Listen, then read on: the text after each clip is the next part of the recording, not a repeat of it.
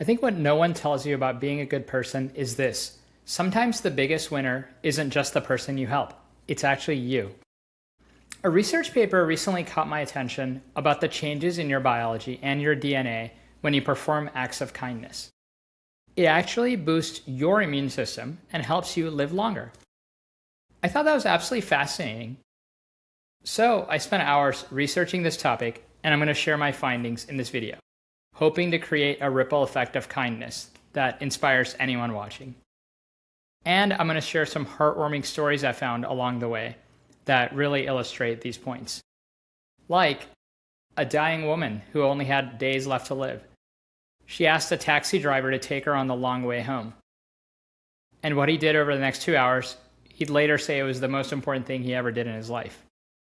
Or during World War I, back in 1914, soldiers who had spent months trying to kill each other, suddenly climbing out of their trenches on Christmas morning to shake hands and take a break from fighting.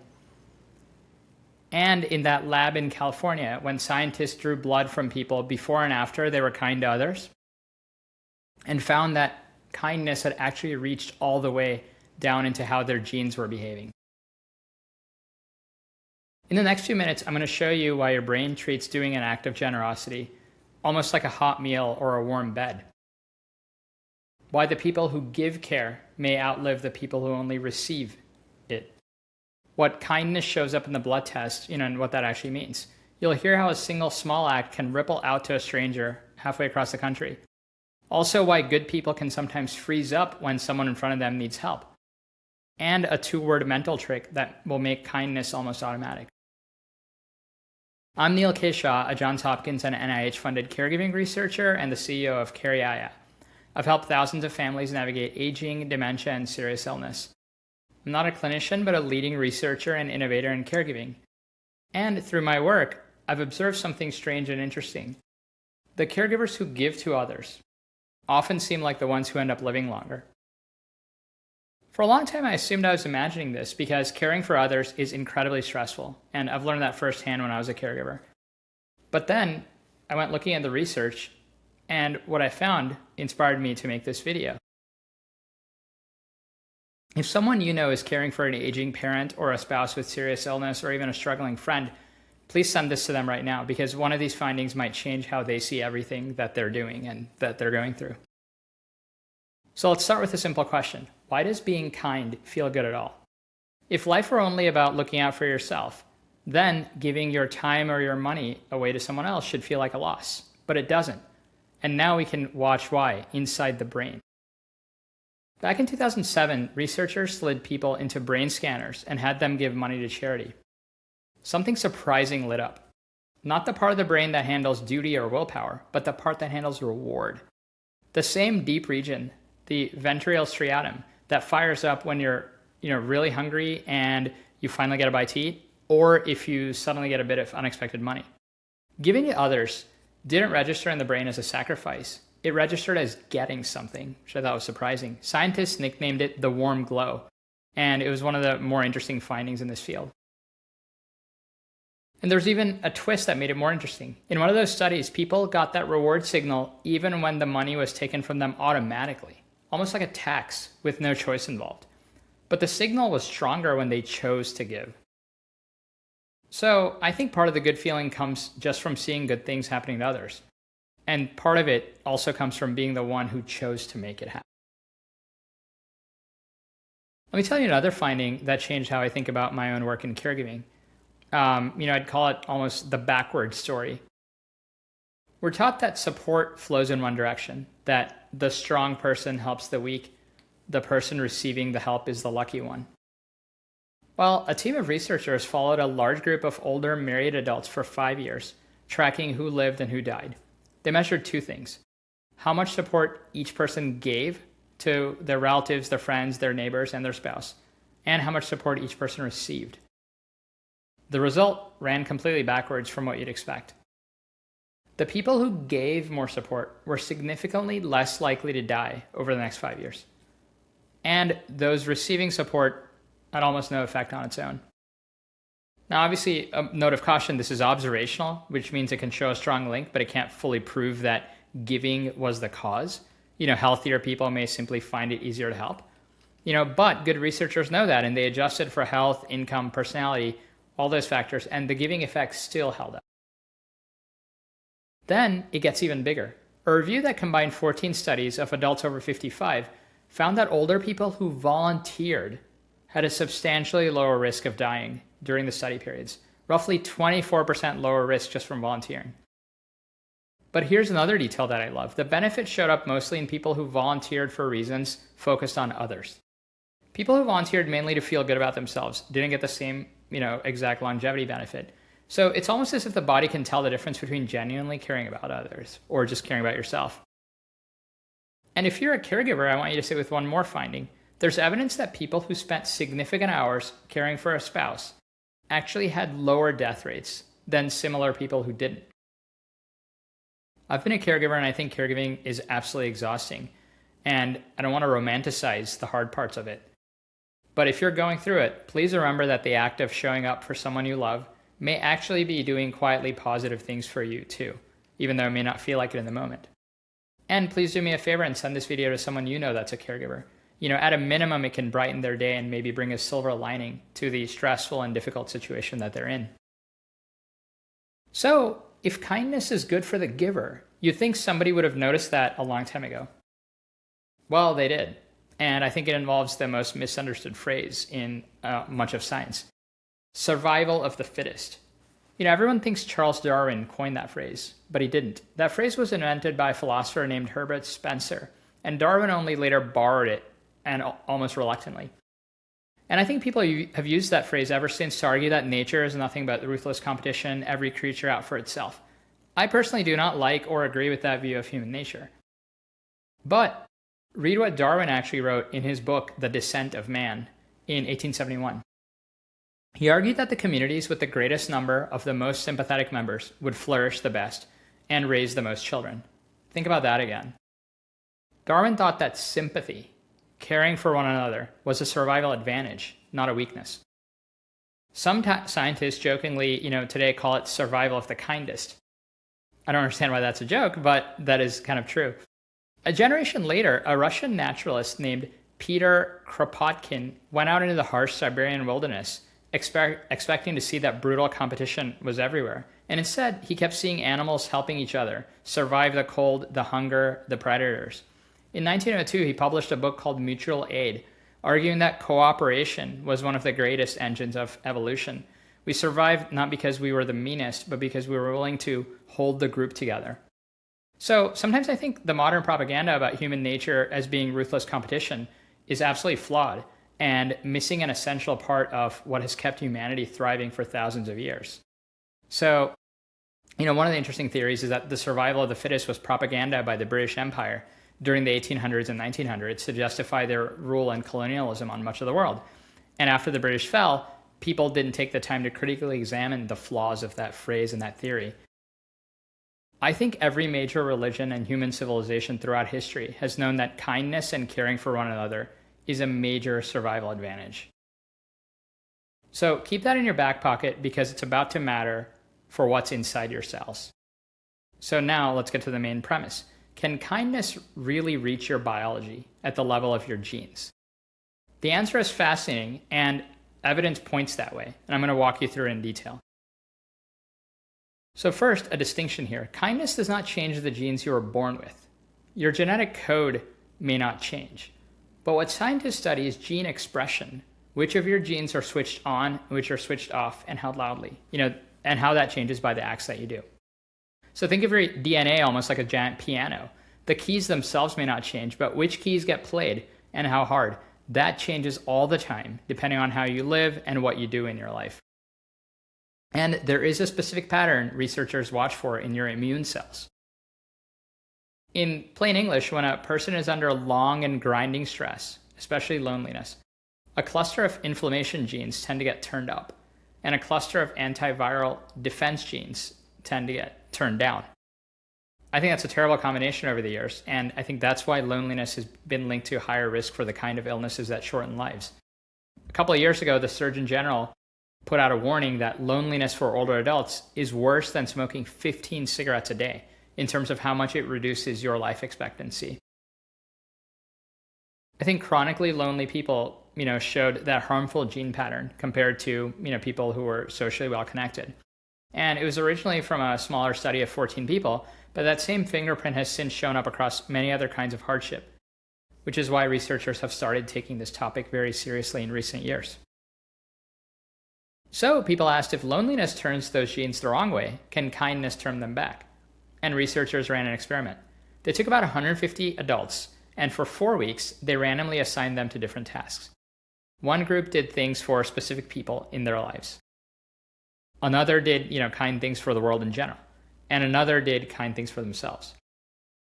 And a control group just kept a diary of their day. And everyone gave blood at the start and the end. Only one group's blood changed. The people doing kind acts for specific people showed that harmful gene pattern quieted down. Less inflammation signaling, better antiviral signaling. This did not happen in the self-kindness group. So I'm not saying that self-care isn't important, but does not change your biology at the gene expression level the same way that helping other people does. The positive effect, wasn't even seen in the help the world in general group. It had to be helping real specific people, one human being to another. A few years later, a second team ran it with a fresh group of about 180 people and saw the same pattern play out. I think this is super promising and calls for more research. 2 experiments with a few hundred people is a great sign of early science. And over time, I wonder if a larger experiment will show that being nice can really shift and reprogram your DNA. And what I can tell you so far is that small specific acts of kindness aimed at a real person in front of you appears to be associated with a much healthier pattern of activity inside your immune cells. And given how little effort that can take, you don't even need a lot of money, you don't need a lot of time. I find it genuinely remarkable, as something that everyone can try. It'll help your health and it'll help the world. If this type of information is helpful for you, please share with others and follow along. My mission is to build a better world, elevate caregivers, and help people, better take care of each other. So now I almost couldn't believe where the research went next. Kindness doesn't just change the giver. Kindness also appears to travel. And I think this is fascinating. Researchers have studied cooperation in games spreading through groups of people who were deliberately shuffled around so that they never played with the same person twice. In some studies, one person's generosity seemed to ripple outwards. The people they helped became more generous to the next people that they came across, who then became more generous to the next, and so on, reaching about 3 steps away, to strangers the original person, giving the help never met. Now, this isn't experiments, so how kindness truly spreads in the messy real world is still an open question. But I think the direction is really interesting, and there's clean evidence even underneath it. In one experiment, researchers gave people who had just received a random act of kindness a chance to split $100 with a stranger. The people who'd just been treated kindly gave away about $48. The people who hadn't gave away about $41. So kindness they received flowed out of them onto someone new. I thought it was really interesting and should make us all think about the acts we do in the world every single day and the ripple effects that they can have on others. And how connected are we really? In the 1960s, a psychologist named Stanley Milgram ran an experiment that gave us the famous phrase, 6 degrees of separation, the idea that any 2 people on Earth are linked by a chain of about 6 others. But looking at today, we live in an even more connected age through things like social media and digital technology. When researchers have recently recalculated it using enormous social networks, the number shrank to roughly 3.5 degrees of separation. So to explain that clearly, that means on average, there are only about 3.5 people or connections between you and almost anyone alive. So if kindness can travel 3 steps before it starts to fade, then you doing a single good act has nearly enough, effort to reach that gap across the entire world. Your kindness this afternoon could, in principle, touch a stranger on the other side of the world. And let me give you a real life example. On an ordinary morning in Florida, a woman at a Starbucks drive-thru paid for the stranger behind her. That stranger then paid for the next car. And that kept going for 11 hours. By the time it finally stopped, roughly 378 strangers had bought coffee for someone else that they'll never meet. Not one of them got anything back from the person that they paid for. They did it anyway, 378 times in a row. I think that's a ripple effect out in the wild, simply because they received the unexpected gift and decided to pay it forward. That's what I hope to do every day, just by doing good deeds and putting out positivity into the world. And if this is landing for you, please share it with someone else today. You might literally be starting a domino effect of positivity. Now, I think none of this would have surprised your great-grandmother or even her great-grandmother. Because long before we had brain scanners, I think human beings figured out the core of this by living it. And what fascinates me here is that cultures that never met each other, sometimes on opposite sides of the planet, have arrived at the same conclusion. In the Christian tradition, there's a line in the book of Acts attributed to Jesus. It is more blessed to give than to receive. And here's a detail that most people don't know. Those exact words don't appear in any of the four Gospels. It's what scholars call a saying passed down outside of the Gospel accounts. And the most famous parable Jesus tells about kindness, the Good Samaritan, the outsider who stops for a wounded stranger that everyone else walked past, was actually later turned into a psychology experiment in the 1970s. Researchers had seminary students training to be ministers walk across campus to give a talk. Some were told they were running late. On the way, they passed a man slumped and groaning in a doorway. The students that were in a hurry mostly walked right past, some literally stepping over him. That shows you being in a rush can make even good people blind to helping others. And hold on to that idea because we're going to come back to it later.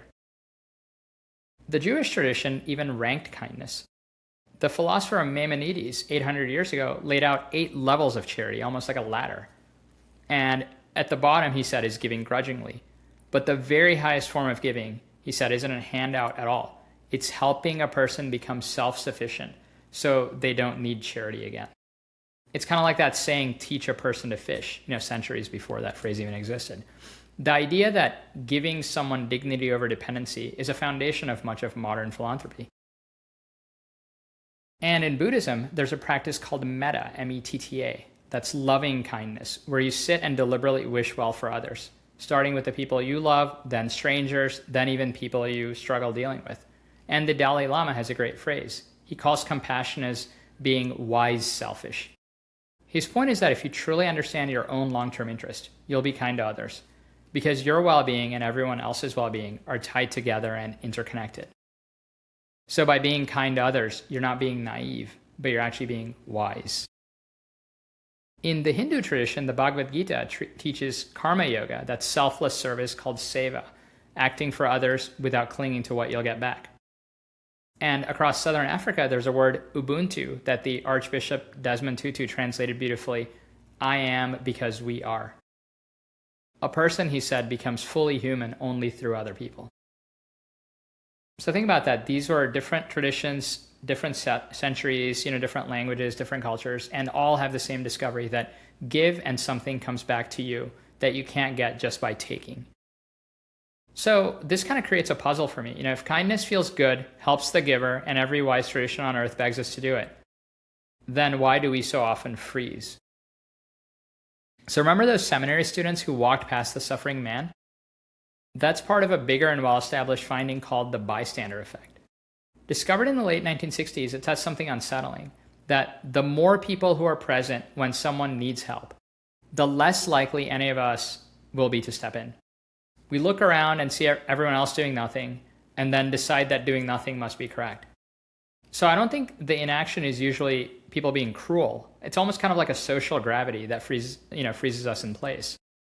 You may have heard the origin story that a young woman named Kitty Genovese, who was murdered in New York in 1964, while the newspaper said 38 neighbors watched and did nothing.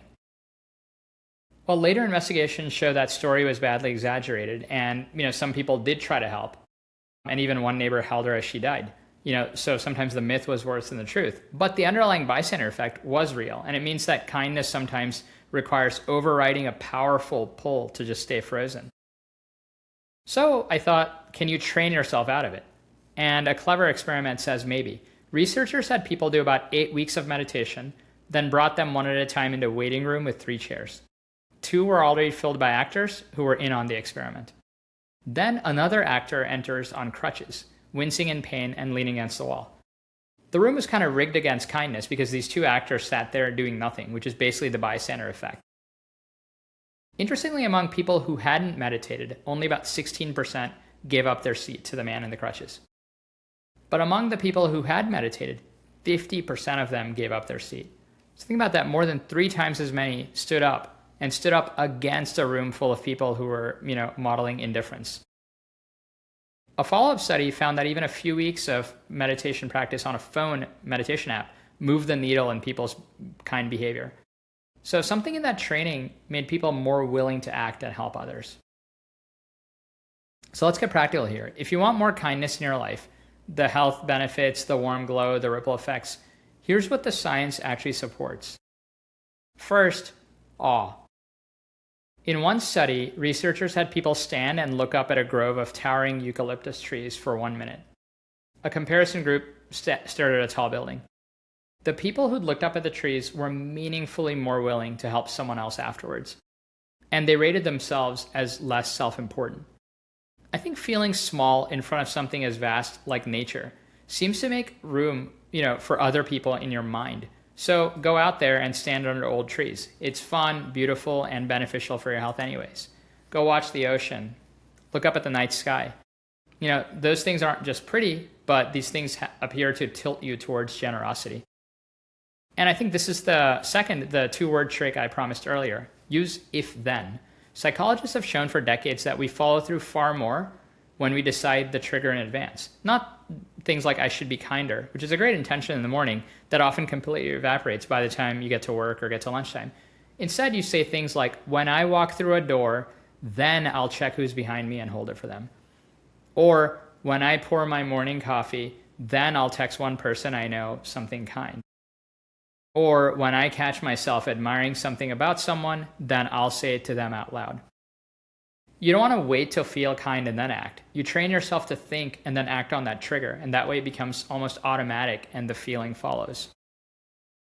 And third, remember this because it removes the biggest excuse that we can make. Researchers found that we consistently underestimate how much our small kindnesses mean to the people who receive them. In one experiment, people handed strangers a cup of hot chocolate in a park and guessed how good it made the other person feel. The people who received it felt significantly better than the people who gave it predicted. Why? The giver fixes on the little thing, oh, it's just a cup of hot chocolate. Or it might just be you sending someone a text message. But the receiver feels the warmth behind it, that, oh, someone else thought of me. So that kind thing that you may be hesitating over right now almost certainly matters more than you think it does. So do it anyway because of that. Now I want to introduce you to a scientist named Abigail Marsh because her whole career started with a stranger's kindness. When she was 19, her car spun out on a freeway at night and stalled, facing the wrong way into oncoming traffic. A man that she'd never met risked his own life, ran across those lanes, got her car started, and then just disappeared before she could even learn his name. She spent the rest of her life trying to understand what motivates people like him. And what she found is that human caring sits on kind of a bell curve. At the far end, what she calls extraordinary altruists, people who, for instance, will donate a kidney to a total stranger for nothing in return. When she scanned their brains, a region called the amygdala was more responsive to other people's fear and distress, and larger than average. At the opposite end of the bell curve sit people with psychopathic traits, whose amygdala responds less to others' fear. The majority of us are probably somewhere in that healthy middle. And in Abigail's estimate, based on the research, it's that most people are simply not fundamentally selfish. Which means that I think every time the news makes you feel like the world is cold, just keep in mind that's not actually true for most of us, and science quietly disagrees. News is often meant to keep us divided and cynical, but I tend to believe that most people are genuinely good people. So let me leave you here with where we began the story, with that taxi driver who, drove a dying woman the long way. So he got a call late one night, drove to a quiet address, and knocked on the door. And an elderly woman answered, a small suitcase beside her. She asked him to carry it to the car, and then she told him where she was going, to hospice, because she was dying. The old woman had no family left and not much time left. She asked him not to take the fast way. She wanted to see the city one last time. So for 2 hours in the dark, the taxi driver drove her slowly past the building where she used to work, the neighborhood where she and her husband first lived, the old ballroom where she danced as a little girl. Sometimes she just asked him to just stop and sit and just look. When the sun came up, he pulled up to the hospice door. He'd shut off the meter hours ago. The old woman asked the taxi driver what she owed him. He said nothing and just hugged her. And she said, "You gave an old woman a little moment of joy." He said he'd never did anything like that in his life. And that was more important, that 2 hours were more important than anything else he's ever done. 2 hours of being kind to a stranger that he'd never see again. I think that's the thing about kindness that the brain scans and the blood tests are now beginning to catch up to. I think the moment is almost always right in front of you. The person that's on crutches and looking for a seat. The car behind you in the drive-thru. Even the aging parent or spouse that you're caring for. The sad friend who's drowning quietly in their own stress. I think you don't have to do something enormous or even a grand gesture. You don't have to spend money. I think you just have to not walk past someone that's struggling. And if the science is right, the good that you do won't only land on them, it'll ripple outward and it'll settle back into you, into your body, your blood, and maybe even how your own cells behave. So here's my one ask. Today, not someday, but today, do one small, specific, kind thing for one real person. If this gave you something positive, share it with someone else who needs to hear it. And please follow along so you can see more of these. Be kind to others. It turns out that's just not a nice saying, but it may be written into our biology.